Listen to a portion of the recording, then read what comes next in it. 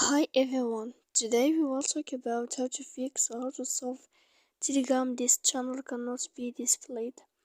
To know how to fix or how to solve Telegram this channel cannot be displayed, you should just go to settings like this. We will click.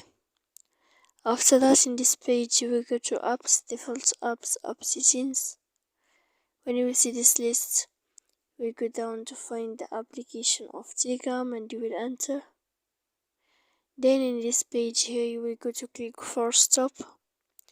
When you will end this, you will enter to storage.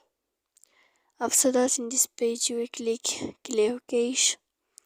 Then you will go to click manage storage, and after all that you can turn off your phone. So please don't forget to support us by like and subscribe. See you next time in another video.